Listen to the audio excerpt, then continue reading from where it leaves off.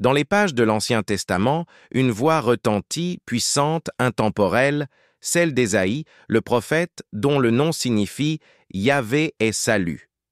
Au 8e siècle avant Jésus-Christ, dans un royaume de Juda déchiré par l'idolâtrie, l'injustice et la menace des empires voisins, Ésaïe se lève comme un héros de Dieu.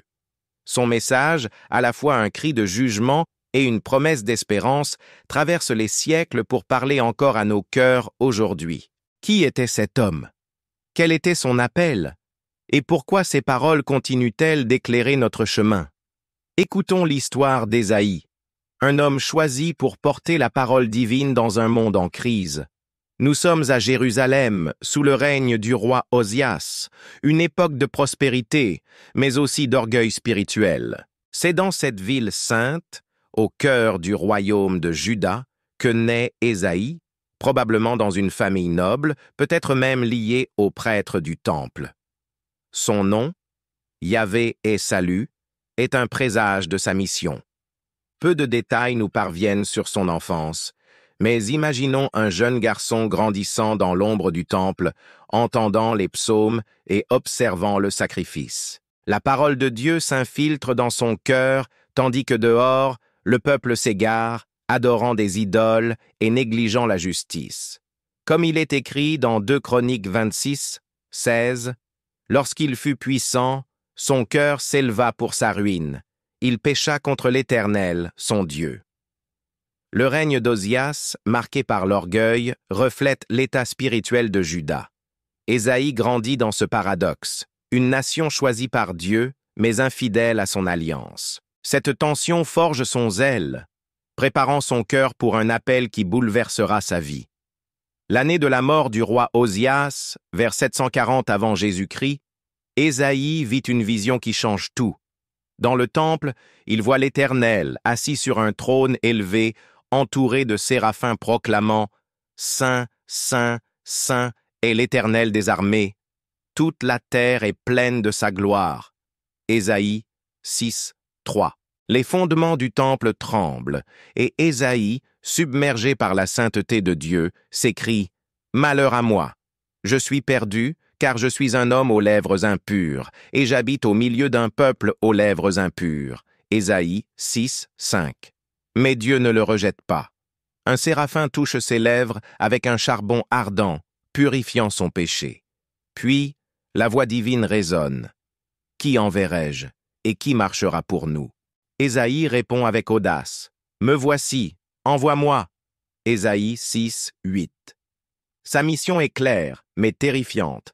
Parler à un peuple qui n'écoutera pas jusqu'à ce que le jugement tombe, laissant un saint rejeton comme signe d'espoir. Ésaïe 6, 13.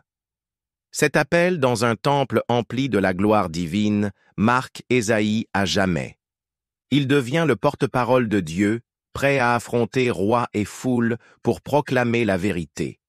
Que nous enseigne cet appel? Comme Ésaïe, nous sommes confrontés à la sainteté de Dieu, qui révèle notre faiblesse, mais aussi sa grâce, qui nous purifie et nous envoie.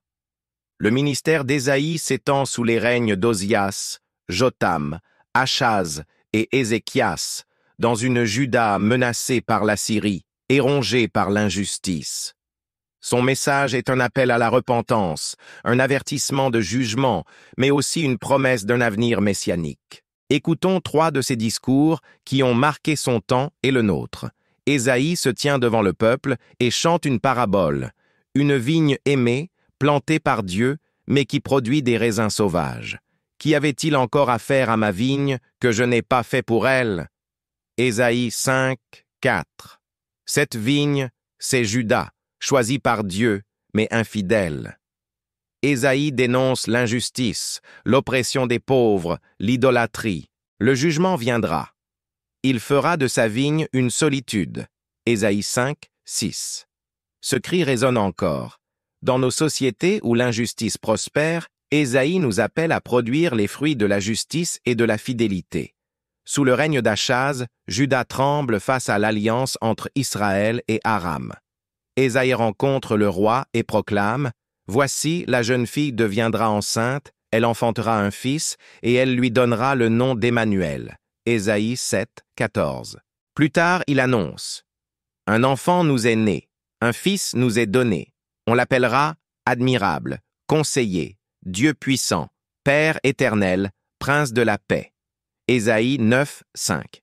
Ces paroles, accomplies en Jésus-Christ, offrent une espérance indéfectible. Aujourd'hui, face à nos peurs et nos crises, Ésaïe nous rappelle que Dieu est avec nous, Emmanuel. Alors que Juda cherche des alliances avec l'Égypte pour échapper à la Syrie, Ésaïe déclare: « C'est dans la tranquillité et le repos que sera votre salut, dans le calme et la confiance que sera votre force. » Ésaïe 30, 15. Mais le peuple refuse d'écouter, courant vers un salut humain. Ésaïe promet pourtant la miséricorde. « L'Éternel attend pour vous faire grâce. » Ésaïe 30, 18. Ce message nous interpelle. Dans un monde obsédé par l'autosuffisance, Ésaïe nous invite à nous reposer en Dieu. Le ministère d'Ésaïe a secoué Juda. Sous Ézéchias, ses paroles inspirent une réforme spirituelle. Ézéchias se confia en l'Éternel, et l'Éternel fut avec lui. 2 Rois 18, 5, 7. Quand l'Assyrie menace Jérusalem, Ésaïe encourage Ézéchias à prier, et Dieu délivre la ville. 2 Rois 19, 6, 7. Mais l'impact d'Ésaïe dépasse Juda. Ses prophéties, comme Ésaïe 53, décrivant le serviteur souffrant, préfigurent la rédemption par Jésus-Christ. Il s'est chargé de nos douleurs, il était blessé pour nos péchés. Ésaïe 53, 4, 5. Ésaïe enseigne la sainteté de Dieu, la nécessité de la repentance et elle, espérance un avenir où le loup habitera avec elle, agneau. Ésaïe 11, 6. Pour nous, son message est un miroir. Il nous appelle à rejeter l'idolâtrie moderne, argent, pouvoir, orgueil, et à chercher la justice et la paix de Dieu. Comme il l'écrit: « Lavez-vous, purifiez-vous, venez et plaidons. » Ésaïe 1, 16, 18. La Bible ne raconte pas la fin d'Ésaïe, mais la tradition rapporte qu'il mourut en martyr sous le règne du roi Manassé, scié en deux pour sa fidélité à Dieu. Ce sacrifice ultime reflète son courage. Comme le dit Hébreux 11, 37, certains prophètes furent sciés, éprouvés.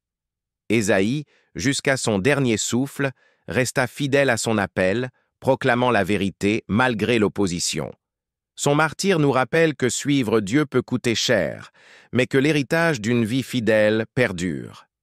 Ésaïe, prophète de la sainteté et de l'espérance, nous laisse un héritage éternel. Ses paroles, gravées dans les Écritures, nous appellent à la repentance, à la justice et à la confiance en un Dieu qui n'abandonne jamais.